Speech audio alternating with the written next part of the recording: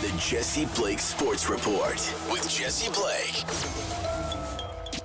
Every year, the NHLPA releases an NHLPA player poll, and I'm going to read directly from the NHLPA player poll landing page.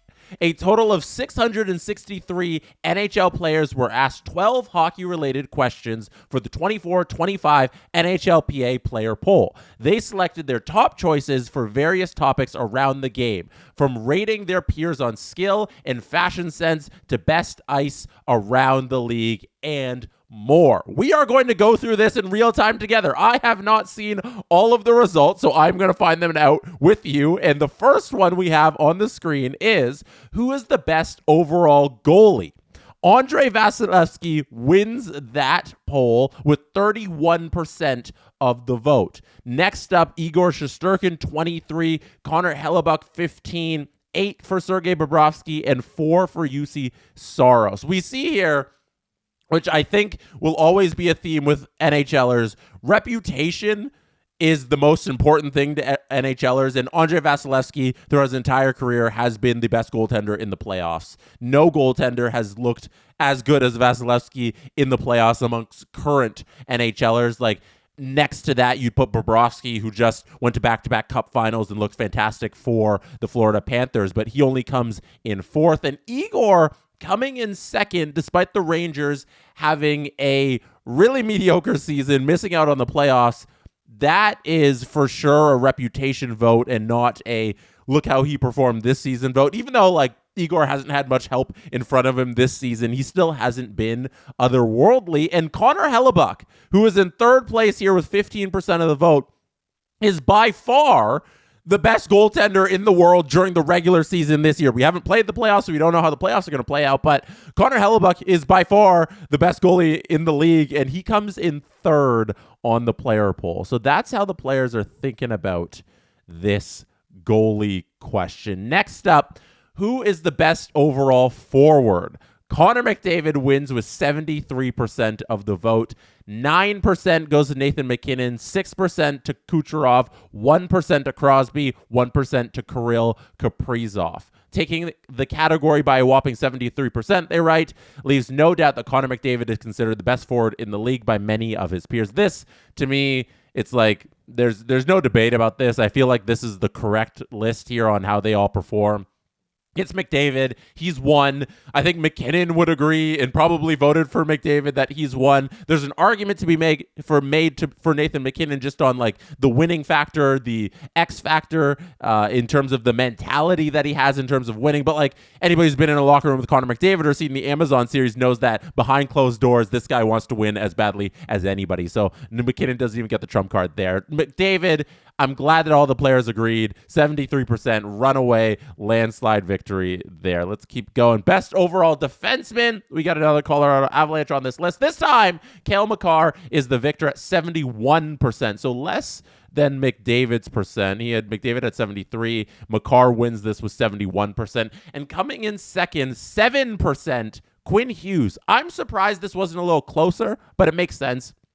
As we go down this list, like, I assume, as we've seen, like it'll be reputations as with the goalies, and Cale Makar has done so much more in his career than Quinn Hughes just by matter of time and being older. He's had more career to play. But Victor Hedman coming in third at 5%, Roman Josi fourth at 3%, Adam Fox 1%. Adam Fox, who has not had a good season at all, I'm surprised makes this top 5. Hedman, I'm a little surprised didn't get more of the vote just because Vasilevskiy got so much of the vote, and Josi there's kind of a stable answer. But Cale Makar, runaway overall best defenseman. I don't have any disagreements with any of these top 3 answers on the player poll. I don't think any hockey fan would either. Well, I guess some would because some people voted for the other guys. So I'm in agreement with the majority here on these top 3 answers. Let's keep it going.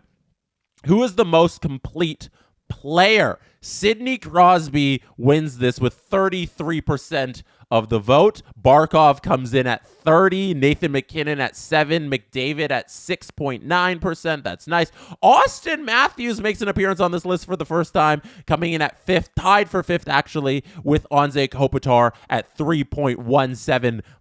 So Crosby is the most complete player according to NHLers. And how can you disagree with NHLers? Because Crosby has done it for 20 years and has only been consistent on every facet of the game. 200-foot game that Crosby has. Like, this is what a great honor for Crosby to be recognized by his teammates here. And Barkov, like, nobody should be surprised with the way Barkov plays, in that he seems to be the only forward who really gets the love every single time you bring up his name. Like, the thing that people talk about with Barkov is his defense. And with no other forward in the league, like, do you start with the defense like with Sasha Barkov? So 30%, not surprised there, him coming in second. Nathan MacKinnon doesn't get applauded for his defense as much, but 7% there in third, and Connor McDavid 6.9% in fourth. Interesting stuff.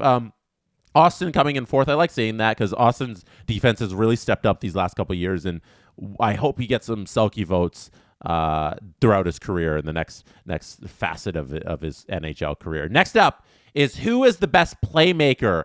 This one, I love this answer. Nikita Kucherov wins with 48%, because one thing that I always stress about Nikita Kucherov is that he makes the game look so easy because it looks like he's not trying, because he's so good at hockey. He's so deceptive in the way that he plays that it fools often the casual eye, and it looks like Kucherov isn't doing much, but he's actually just so skilled, and his eye for the game is so incredible that he makes it look easy. But nobody is on his level, I don't think, at all in terms of playmaking. Guys like McDavid, guys like MacKinnon, they do things with speed and their handles and other ways, and their edges. Like, Crosby's such a great edge guy, but Kucherov is such a great deceptive player with his playmaking. So I love the fact that he wins this with 48%. Connor McDavid comes in at 20% for obvious reasons. Best player in the game, also leads to best playmaking. Like, nobody has more assists than Connor McDavid since he's entered the league. Leon Draisaitl makes an appearance on this list for the first time. 6.8% he comes in at third. 5% for Artemi Panarin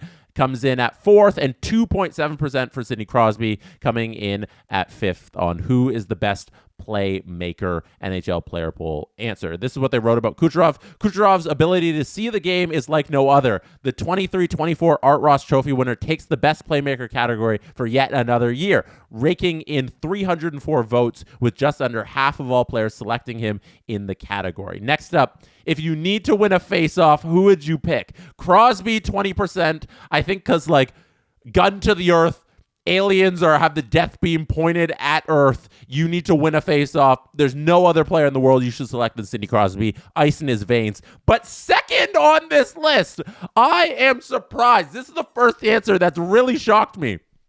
Ryan O'Reilly is second on who you need to win a face-off. Who would you pick? I didn't know Ryan O'Reilly was so good at face-offs, but apparently he's second best amongst what NHLers thinks. That's surprising. I'm going to read the little blurb here. With 20% of the votes, Sidney Crosby wins the face-off category cleanly this season after overtaking Ryan O'Reilly, who was voted number one ahead of Crosby last year.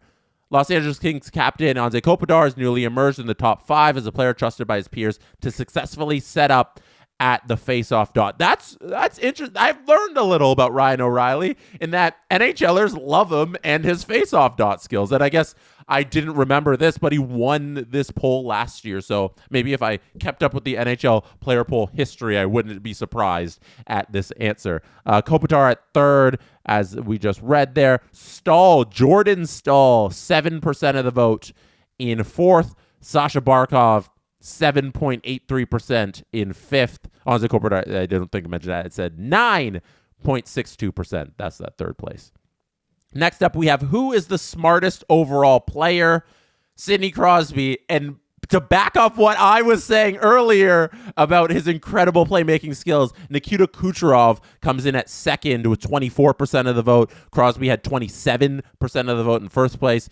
Connor McDavid has 11% in third. And then we have Barkov, 6.43 in fourth. And Adam Fox, wow. Okay, smartest overall player features one defenseman, and it's Adam Fox in fifth.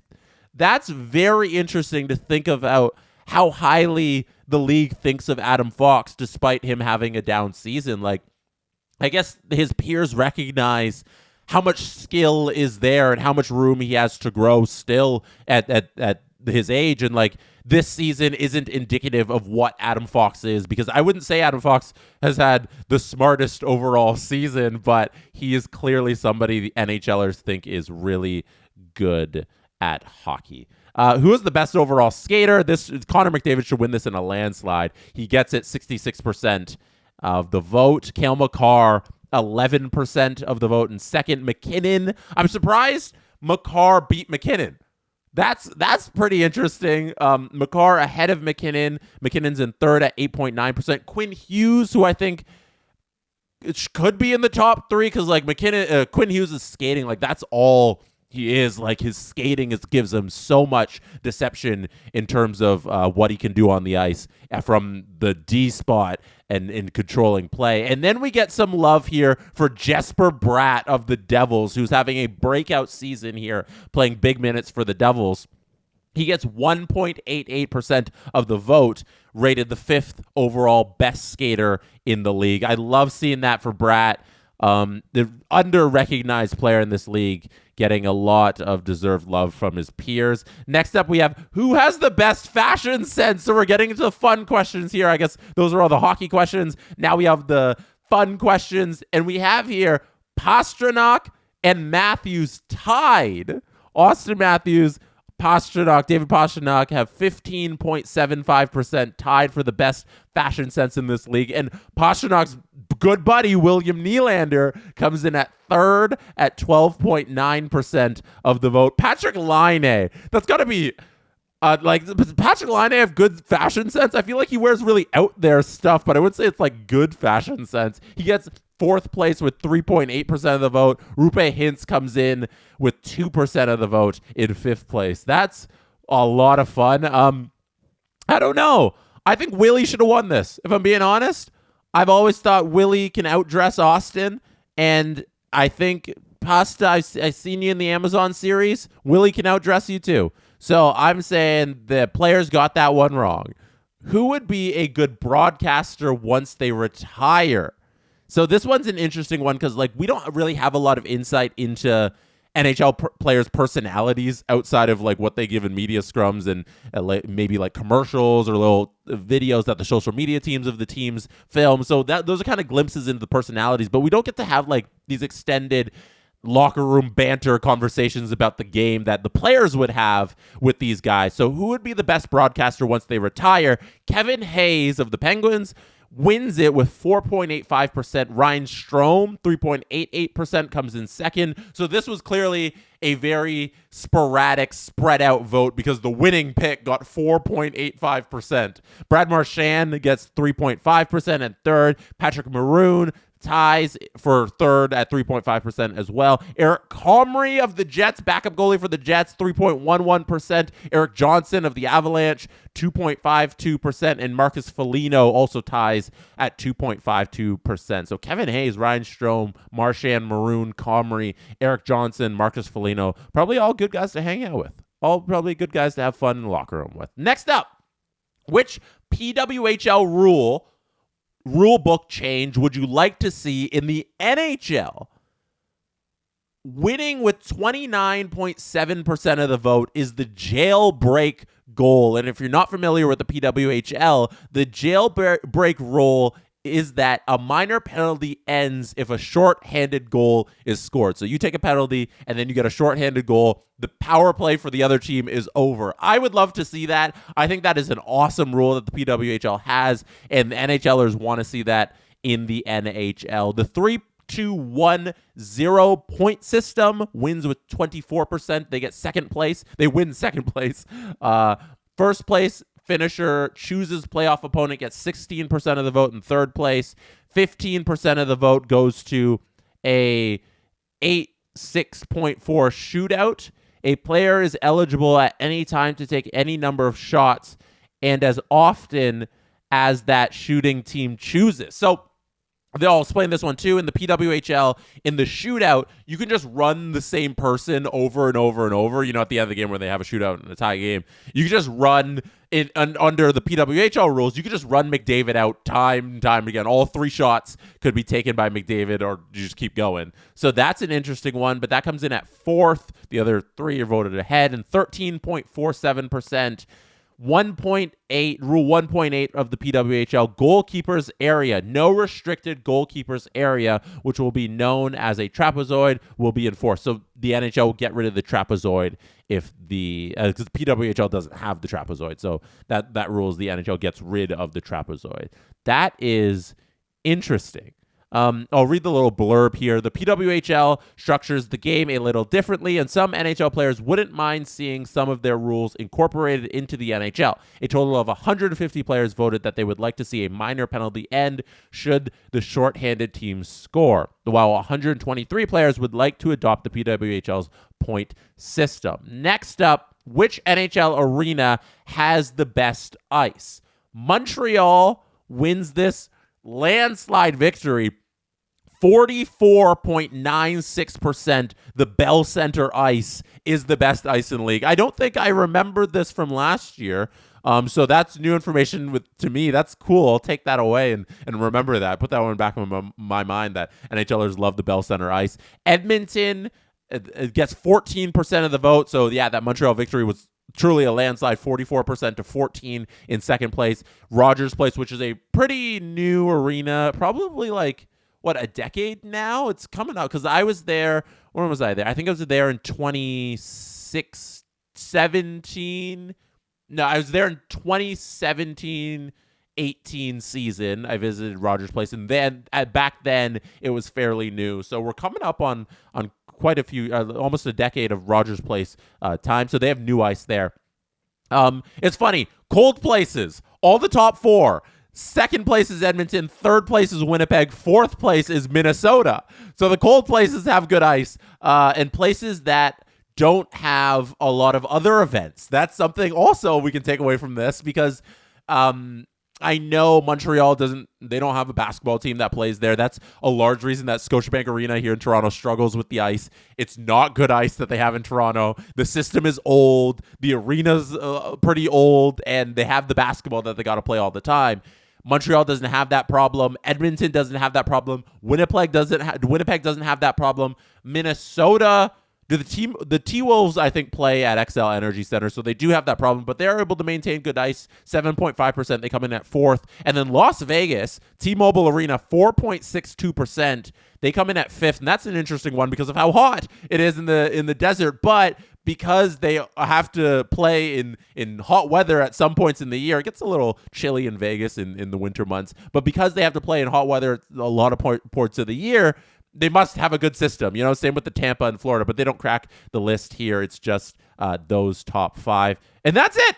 That is the end of the NHL player poll. I was hoping we'd get more fun questions, but we only got a few at the end there. Well, it was a cool look into what players are thinking this season. Let me know what you think in the YouTube comments on the Jesse Blake Sports Report YouTube channel. And while you're there, hit subscribe on the channel and hit like on this video. And you can also listen to this on your favorite audio platform. That is it for me tonight. Thank you for being here. You could have been anywhere in the world, but chose to be listening or watching, and I appreciate you for that. Good night from Toronto. And that is how it's done. The Jesse Blake Sports Report with Jesse Blake. Jesse Blake, the guy that likes to hear his name twice in one sentence. Sure, I know him.